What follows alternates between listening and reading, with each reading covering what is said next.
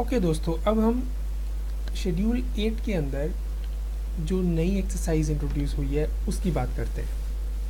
Exercise number 23, जिसका नाम है 10 मिनट फॉर्म स्टडीज़। ये एक्सरसाइज जो निकोलेट्स की डिवाइस की हुई है, दी गई है, वो एक उसकी लफ्ज़ों में जो है, it's a cross between gesture and weight, यानी ये वेट एक्सरसाइज और जेस्चर एक्सरसाइज का एक तरह से मिक्सचर है। पहले हम बात करते हैं इसमें करना क्या है, फिर हम थोड़ी सी बात करेंगे कि इसमें क्या क्या सेंसेशन होती हैं, जो हालांकि एक सब्जेक्टिव चीज़ है। हर एक इंसान को बहुत सारी अपने अपने एक्सपीरियंस होते हैं, मैं कुछ अपने शेयर करूँगा।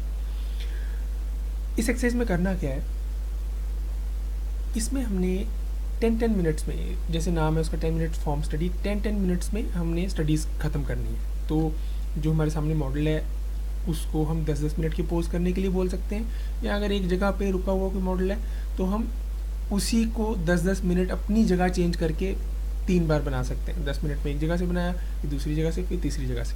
तो 10-10 मिनट में हमने स्टडी ख़त्म करनी है। आधे घंटे की टोटल सेटिंग है इस एक्सरसाइज के लिए।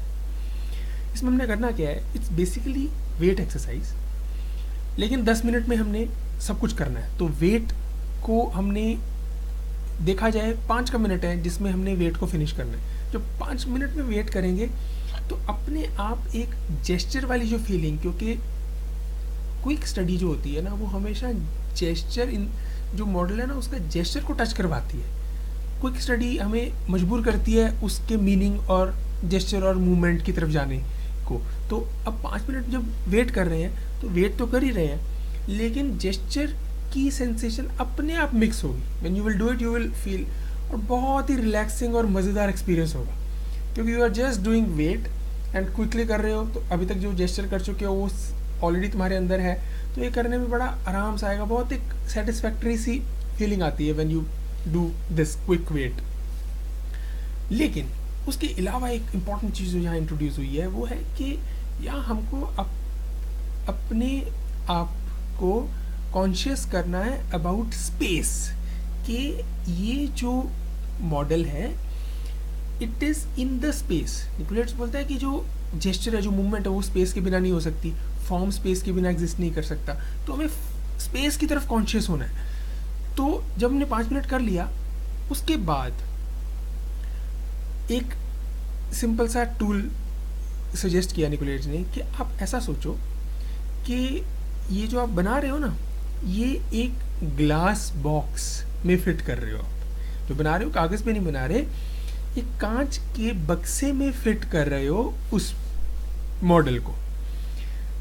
और इसका मतलब है, और तकरीबन सेंटरली प्लेस कर रहे हो, यानी कि ग्लास के बक्से के सेंटर में वो मॉडल को प्लेस कर रहे हो। इसका मतलब है, मान लो उसका एक हाथ पीछे को जा रहा है, उस तरफ जा रहा है, तो ये सोचो कि वो वाला हाथ तुम्हारा जो ग्लास का बॉक्स है ना, उसकी उस तरफ वाली दीवार को टच हो रहा है, और मान लो उसका एक पाँव तुम्हारी तरफ आ रहा है मॉडल का। तो ऐसा सोचो कि वो जो पाँव है वो तुम्हारी तरफ वाली जो ग्लास का बॉक्स है उसको टच कर रहा है। तो ये करते हुए यू फील दैट कि ये जो मॉडल है ये स्पेस में है, वो दूर से लेकर नज़दीक तक है। और आप बाकी के 5 मिनट में करना क्या है, you have to displace the form, यानी जो पोर्शन, जो लिम्ब दूर है उसको धक्का मारो, जो तुम्हारी तरफ है उस पे हाथ हल्का रखो। तो पहले वेट कर लिया 5 मिनट में, जिसमें अपने आप जेस्चर की फीलिंग मिक्स हो गई।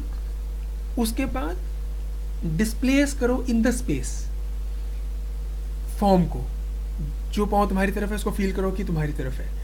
उसके बाद जो टांग, घुटना उस तरफ जा रहा है तो उसको उतना प्रेशर दो। ये एक तरह से वेट के अंदर प्रेशर दे रहे हैं। इट्स नॉट रियली मॉडलिंग वाली पूरी सेंसेशन नहीं है, ये हम अंदर के जो वेट्स हैं उसी को डिस्प्लेस कर रहे हैं कि वो दूर है, वो हमारी तरफ है, उसका वो वाली बाजू और हाथ जो है वो दूर काफ़ी पीछे है, तो वहाँ उसको धक्का दे रहे हैं। तो ट्राई टू फाइन ट्यून, और बहुत परफेक्शन से अपनी तरफ से कोशिश करो कि जो जितना दूर है मैं उसको उतना धक्का मारूं, उससे कॉन्शियसनेस ऑफ स्पेस बढ़ेगी। ठीक है, तो वेट एक्सरसाइज है, 5 मिनट में करो, उसके बाद का जो टाइम है वो यूज़ करो टू डिस्प्लेस इट, कि वो दूर नज़दीक। उससे ये जो होता है ना पर्सपेक्टिव और ये सब चीज़ें वो इतनी नेचुरली हाथ में आती हैं। हम ये जो चीज़ें हैं ये बड़ी सुपरफिशली सीखने की कोशिश करते हैं, एक मॉडल में पर्सपेक्टिव को एग्जैजरेट करना, या पर्सपेक्टिव में बहुत बड़े बड़े आर्टिस्ट को तकलीफ़ होती है कि एक मॉडल है उसमें पर्सपेक्टिव नहीं आ रहा, फ्लैट आ रहा है, उसको एग्जैजरेट करना है तो कैसे करना है, पाँव तुम्हारी तरफ है, सिर दूसरी तरफ है। तो वो चीज़ें जब हम सिर्फ पर्सपेक्टिव लाइंस या मैकेनिकली करने की कोशिश करते हैं तो उतनी फुल ऑफ लाइफ नहीं होती। लेकिन जब ये सेंसेशंस हमने सीखी हो तो उससे बहुत नेचुरल आता है, हम अपनी कंट्रोल में फील करते हैं कि हम जितना मर्जी पुश कर लें, जितना मर्जी पर्सपेक्टिव को क्रिएट करें, किसी लिम्ब को अपनी तरफ ले आएँ, किसी पोर्शन को पीछे चले जाएँ ले जाएँ, जब ये सेंसेशन डेवलप हो। So try it, you should enjoy it. All right, all the best.